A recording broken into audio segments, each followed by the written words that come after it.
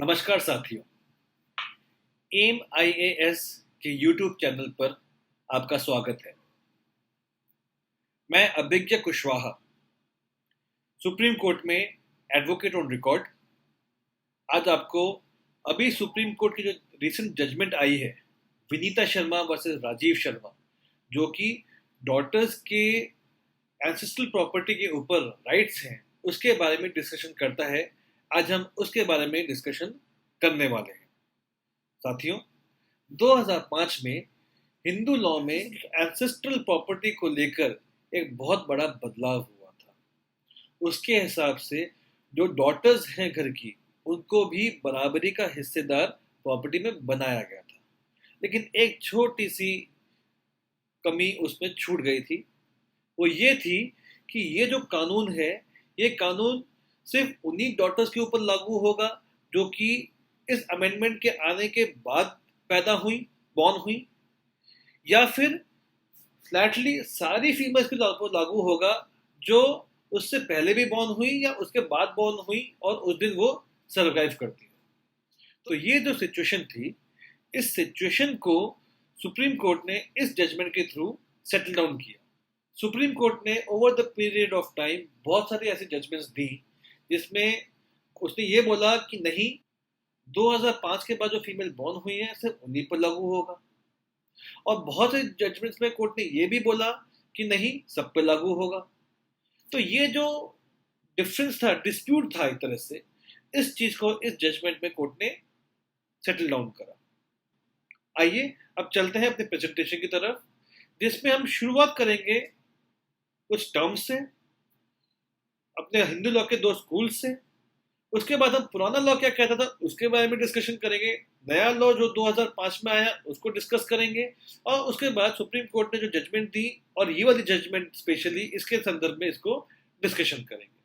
चलिए, जैसा कि अब आप स्क्रीन पे देख रहे हैं, जो टॉपिक आज हम डिस्कशन करने वाले हैं वो जो है हिंदू सक्सेशन एक्ट 1956 के अंडर आता है। जिस जजमेंट के बारे में हमने बात करी है वो भी इसी एक्ट की बात करता है। More specifically section 6। सेक्शन 6 जो है हिंदू सक्सेशन एक्ट 1956 का एक बहुत इंपॉर्टेंट सेक्शन है। अभी हम उसके बारे में बात करेंगे, लेकिन वहाँ पहुँचने से पहले हमारे के लिए कुछ टर्म्स की डेफिनेशन जानना बहुत ज़रूरी है, और कुछ जो स्कूल्स हैं हमारे हिंदू लॉ के, उसके बारे में जानना बहुत ही आवश्यक है। तो सबसे पहले हम कुछ टर्म्स के बारे में बात करेंगे, इंपॉर्टेंट टर्म्स। कोपार्सनर। कोपार्सनर कौन होता है? एक अनडिवाइडेड प्रॉपर्टी, उसके जो इक्वल शेयर होल्डर्स होते हैं उनको कोपार्सनर्स कहा जाता है। और कोपार्सनरी क्या होती है? Joint ownership of property. थोड़ा सा इसका कंसेप्ट बता देता हूँ। कोपार्सनरी प्रॉपर्टी एक पूरा जो टर्म होता है वो होता है coparcenary property. Joint ownership of properties का मतलब ये होता है किसी भी प्रॉपर्टी का जब कोई पार्टीशन नहीं हुआ है, इन द सेंस जो कोपार्टनर्स हैं उस प्रॉपर्टी के होल्डर्स, शेयर होल्डर्स, उनका शेयर जो है उस प्रॉपर्टी के अंदर डिफाइन नहीं करा गया, तो उसे हम कोपार्टनरी कहते हैं, जॉइंट ओनरशिप ऑफ प्रॉपर्टी कहते हैं। तो वो जब किसी प्रॉपर्टी में पार्टीशन नहीं करा गया है, उनके जो कोपार्टनर्स हैं उनके शेयर्स को डिफाइन नहीं करा गया है, तो उसे कोपार्टनरी प्रॉपर्टी कहा जाता है। थर्ड टर्म है आयर्स। अब ये भी बहुत इंपॉर्टेंट टर्म है इस एक्ट के लिए। हिंदू सक्सेशन एक्ट जो है, इसके अंडर अगर किसी को भी प्रॉपर्टी डिवॉल्व होती है, in case when the person dies intestate, जब पर्सन इंटेस्टेट मरता है, तो ऐसे सिचुएशन में जिन लोगों के पास वो प्रॉपर्टी जाएगी उनको आयर्स कहा जाता है। हिंदू सक्सेशन एक्ट के एंड में एक शेड्यूल है, शेड्यूल 1, जिसमें क्लास 1 और क्लास 2 आयर्स को डिफाइन करा गया है। डिफाइन इन द सेंस उसमें लिस्ट दे रखी है कि कौन कौन उस लिस्ट में आएंगे। तो वो आयर्स बेसिकली जब इस एक्ट के लिए हम जब आयर्स का इस्तेमाल करते हैं तो वो आयर्स जो उसमें दिए हुए हैं वो माने जाते हैं। लेकिन अभी इंटेस्टेट क्या होता है? कोई बंदा इंटेस्टेट मर गया, वो क्या होता है? जब कोई बंदा अपनी प्रॉपर्टी को किसी को किसी भी तरह से दिए बिना ही मर जाता है तो उसे वो इंटेस्टेट डेथ कहते हैं। सर्वाइवरशिप। सर्वाइवरशिप क्या होती है? वर्ड सर्वाइवर तो हम सभी जानते हैं कि अगर किसी बंदे की डेथ हो जाती है तो उसके बाद जो उसके लोग बचते हैं उन्हें सर्वाइवर कहा जाता है। तो सर्वाइवरशिप जो लीगल कंसेप्ट में उसका मतलब ये हो जाता है कि उस बंदे की डेथ के बाद जो लोग बच जाते हैं जिनके पास प्रॉपर्टी जानी है उसे डेवोल्यूशन बाय सर्वाइवरशिप कहा जाता है। सक्सेशन। अब हम सक्सेशन के बारे में बात करेंगे। सक्सेशन क्या होता है? एक प्रोसेस प्रॉपर्टी को इनहेरिट करने का, उसे सक्सेशन कहा जाता है। कहने का मतलब ये है कि किसी की अगर डेथ हो गई है या तो उसकी जो प्रॉपर्टी है वो किस तरह से आगे नीचे वाले लोगों के पास जाएगी, उसको सक्सेशन कहा जाता है। हिंदू लॉ के दो मेजर स्कूल्स हैं, Mitakshara school, Dayabhaga school. Mitakshara school जो है वो हिंदुस्तान के ज़्यादातर इलाकों में एप्लीकेबल होता है। अब इसकी प्रॉपर्टीज़ क्या है? ये दोनों तरह की डेवोल्यूशन ऑफ प्रॉपर्टी को यूज़ करता है, सर्वाइवरशिप भी, सक्सेशन भी। दूसरी चीज़ है unity of ownership. Now what is unity of ownership? Next 3 lines में आप देखेंगे, 4 पॉइंट्स में, पॉइंट 1, पॉइंट 2, पॉइंट 3, इन 3 पॉइंट्स में आप देखेंगे कि यूनिटी ऑफ ओनरशिप क्या होती है। जब किसी प्रॉपर्टी का शेयर अनडिवाइडेड है और हमने उसमें किसी बंदे के शेयर को डिफाइन नहीं करा गया है तो उसको हम यूनिटी ऑफ ओनरशिप कहते हैं। एक प्रॉपर्टी है जिसमें मैं और मेरे दो भाई और हम सब साथ में रहते हैं। अब उस प्रॉपर्टी में तीनों का शेयर तो है, लेकिन कितना शेयर है ये अभी डिफाइंड नहीं है। तो ऐसे सिचुएशन को यूनिटी ऑफ ओनरशिप कहते हैं। Now we talk about fluctuating interest. ऐसा क्यों होता है? मिताक्षर स्कूल का कहना ये होता है, अगर किसी फैमिली में कोई बर्थ या डेथ होता है तो उस प्रॉपर्टी का जो शेयर है उसी तरह से अफेक्ट होगा। ये मिताक्षर स्कूल का मानना है और इसीलिए वो लोग यूनिटी ऑफ ओनरशिप के बारे में बात करते हैं। जब पार्टीशन होगा उस समय कितने लोग उस समय वहाँ पे मौजूद हैं उस प्रॉपर्टी को लेने के लिए, उसके ऊपर डिपेंड करेगा कि उसमें जो पर्टिकुलर शेयर है किसी बंदे का वो कितना होगा। और इसकी सबसे बड़ी जो फीचर है वो ये है मिताक्षर स्कूल की कि इसमें कोई भी फीमेल को पार्टनर नहीं बन सकती। Next is Dayabhaga school. Dayabhaga school में एक ही मोड डेवोल्यूशन ऑफ प्रॉपर्टी का रिकॉग्नाइज होता है, that is succession. Inherit property को इनहेरिट करने वाला इस एक्ट के थ्रू।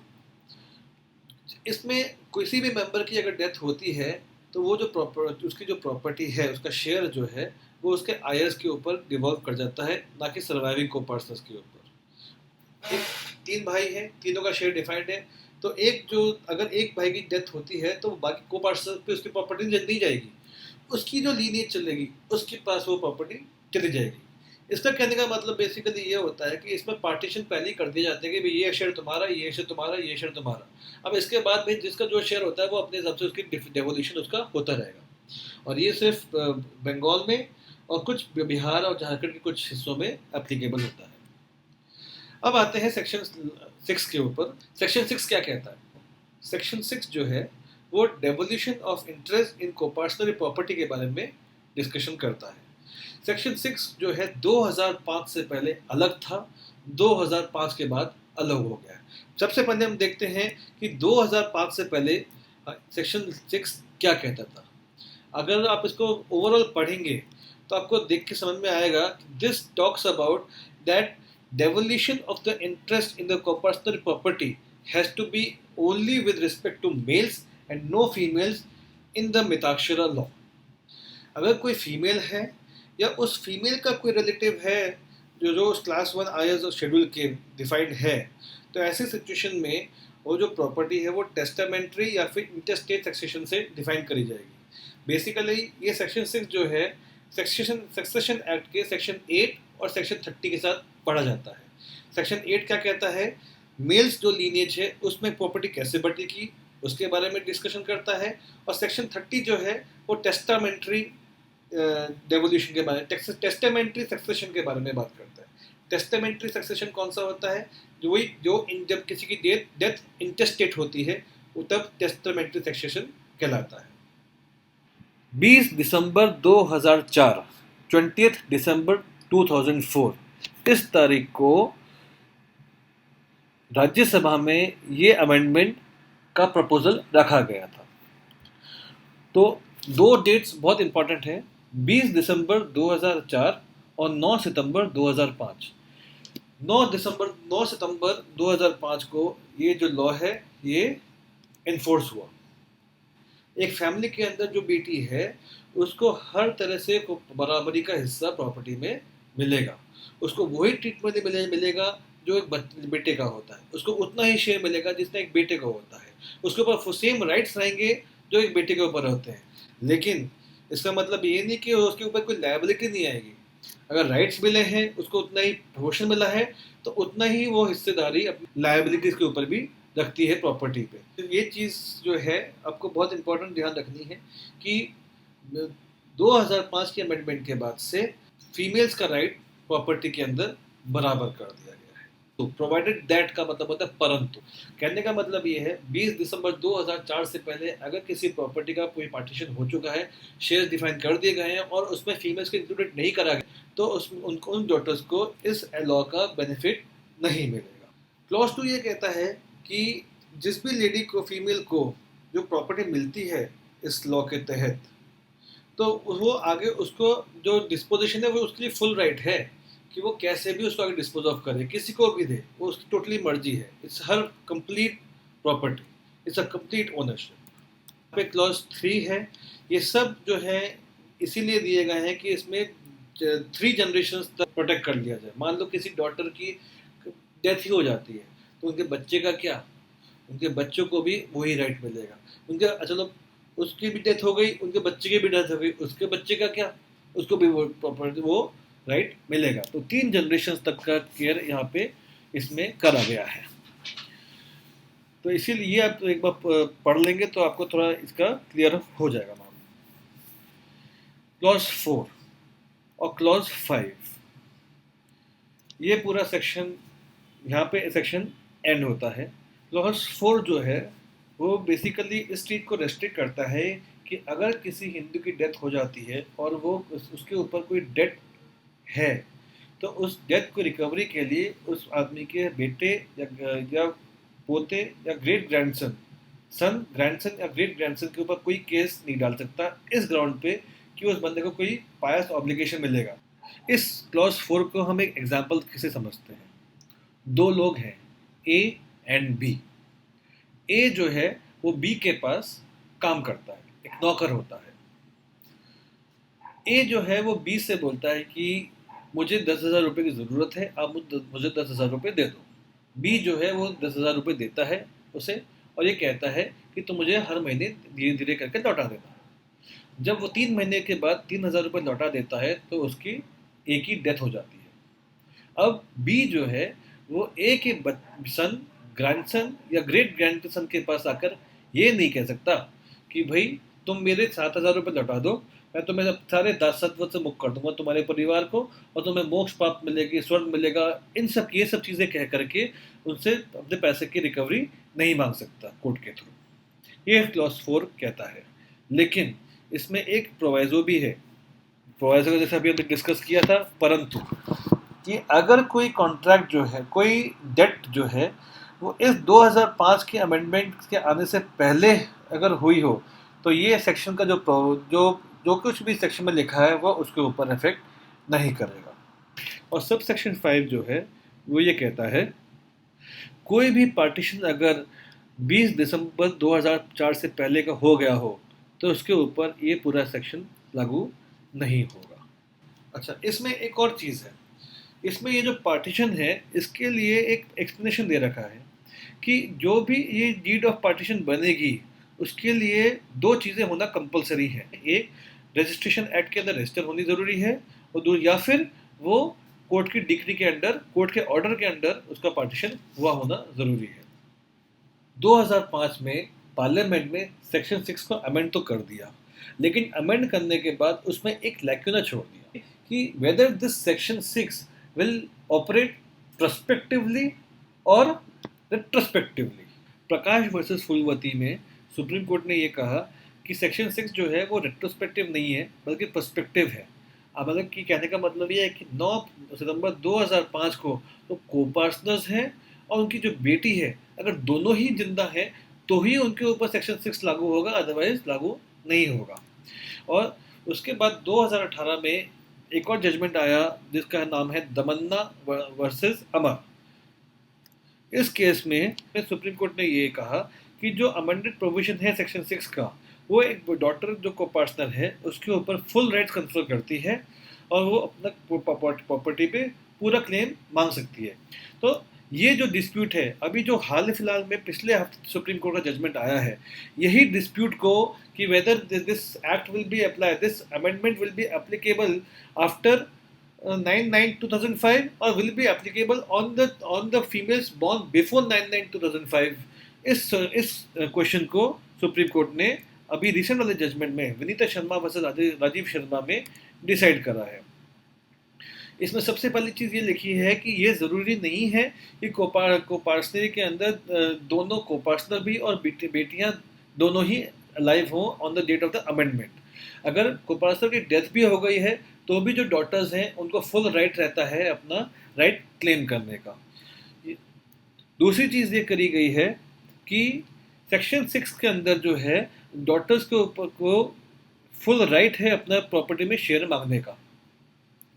तीसरा ये है कि अगर डॉटर जो है वो अमेंडमेंट एक्ट जिस दिन एप्लीकेबल हुआ उस दिन जिंदा है, इररेस्पेक्टिव ऑफ वेदर द को पार्टनर इज अलाइव और नॉट, तो उसको उस प्रॉपर्टी का फुल राइट मिलेगा चाहे वो पहले भी पैदा हुई हो।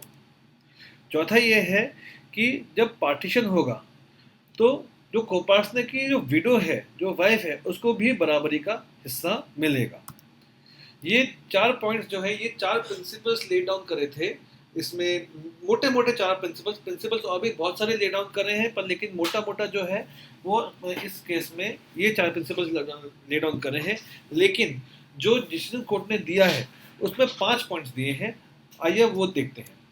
पहला पॉइंट ये है कि the provisions contained in the substituted section 6 of Hindu succession act confer status of co-partner of the daughter born before or after amendment in the same manner as son with the same rights and liabilities। कहने का मतलब ये है को-पार्टनर की हमने definition शुरू में देखी थी, अब उस डेफिनेशन को आप यहाँ पे अप्लाई करिए। उसमें मिताक्षर स्कूल में पहले सिर्फ मेल्स के ऊपर लागू होता था, को-पार्टनर डॉटर्स नहीं हो सकती थी, लेकिन यहाँ पे कोर्ट कह दिया कि सेक्शन पार्लियामेंट ने 2005 में कह दिया डॉक्टर्स को पार्टनर होंगी। यहाँ पे सुप्रीम कोर्ट ये कहती है कि वो डॉक्टर्स चाहे पहले बॉर्न हुई हो 9/9/2005 से या उसके बाद बॉर्न हुई हो, उससे कोई फर्क नहीं पड़ेगा। डॉक्टर्स को पार्टनर बन, जैसे ही वो बॉर्न हुई वो प्रॉपर्टी में को पार्टनर बन जाएंगी और उनको बराबरी का हिस्सा लड़कों के साथ भी मिलेगा।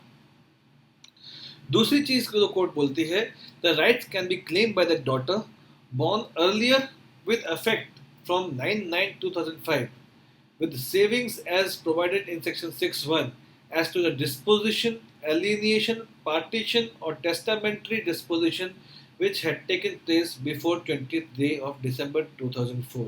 अब सेक्शन 6 का सेक्शन 6 क्लॉज 1 जब पढ़ेंगे तो उसमें हमने एक नीचे प्रोवाइजो पढ़ा था। अब प्रोवाइजो के साथ इसको ये रिलेट कर सकते हैं। थर्ड ये है कि since the right of co-partner is by birth, it is not necessary that father co-partner should be living as on 9 September 2005। जो चीज अभी ऊपर हमने पढ़ी ये एक तरह से वही चीज का रेपिटेशन है। फोर्थ ये है नॉट विथ स्टैंडिंग। अच्छा, नॉट विथ स्टैंडिंग का जो मतलब है वो ये होता है इसके बावजूद भी, notwithstanding that a preliminary decree has been passed, the daughters are to be given share in the co-partnery equal to that of a son in the pending proceedings for final decree or in an appeal। Decree क्या होती है? एक decree वो document होता है जिससे court जो है पार्टीज के राइट्स को निश्चित करती है। अब वो दो तरह की होती है, प्रिलिमिनरी और फाइनल। प्रिलिमिनरी वो होती है जो प्रॉपर्टी पार्टीज के बीच के कुछ राइट्स को, कुछ क्वेश्चंस को, कुछ डिस्प्यूट्स को डिसाइड करती है, लेकिन केस आगे चलता है और भी क्वेश्चंस में डिसाइड होते हैं, तो वो प्रिलिमिनरी डिग्री कहलाती है। और फाइनल डिग्री जो होती है वो होती है जिसमें आप सारे के सारे क्वेश्चंस जो होते हैं एक केस के अंदर, वो कोर्ट डिसाइड कर देती है, तो वो फाइनल डिग्री कहलाती है। अब कोर्ट ने यहाँ पे ये कह दिया कि अगर कोई केस चल रहा है, उस केस के चालू होने के दौरान कोई प्रिलिमिनरी डिग्री अगर कोर्ट ने पास करी है, तो उस डिग्री के होने के बावजूद भी डॉक्टर्स को फाइनल डिग्री पास होने के बाद शेयर मिलेगा। ये इस ऑब्जर्वेशन का मतलब है। ये लास्ट ये है जो ये बात कही गई है कि ओरल पार्टीशन में लेडीज को उनका शेयर नहीं मिलना चाहिए, बिल्कुल गलत करी गई है, और उस ओरल पार्टीशन को कोर्ट कोई मान्यता नहीं देगी। और ये क्लॉज 5 के एक्सप्लेनेशन में ये चीज़ लिखा गया है, क्लियरली लिखी हुई है कि अगर कोई पार्टीशन होता है तो वो ड्यूली रजिस्टर्ड होना चाहिए, और या फिर कोर्ट की डिक्री के थ्रू होना चाहिए। तो ये 5 प्रिंसिपल्स कोर्ट ने ली डाउन करे हैं। तो इस जजमेंट का पूरा सार ये है कि अगर कोई डॉटर, चाहे वो 9 सितंबर 2005 से पहले बॉर्न हुई हो या 9 सितंबर 2005 के बाद बॉर्न हुई हो, उससे कोई फर्क नहीं पड़ता। चाहे उनके फादर अलाइव हो 9 सितंबर 2005 को या नहीं हो, उससे भी कोई फर्क नहीं पड़ेगा, उनको उनका राइट मिलेगा। तो दोस्तों, हमने इसके साथ ही आज इस जजमेंट के बारे में डिस्कशन करा। Thank you very much for your all patience, and उम्मीद है एक नए टॉपिक के साथ हम फिर से जल्दी मिलेंगे। तो दोस्तों, मैं ये उम्मीद करता हूँ कि आज का वीडियो आपको अच्छा लगा होगा और आपके लिए बहुत लाभदायक भी रहेगा। ख़त्म करने से पहले बस इतना बोलना चाहूँगा, इस चैनल को ज़रूर लाइक करें, सब्सक्राइब करें और बेल बटन को दबाना ना भूलें। धन्यवाद। Thank you.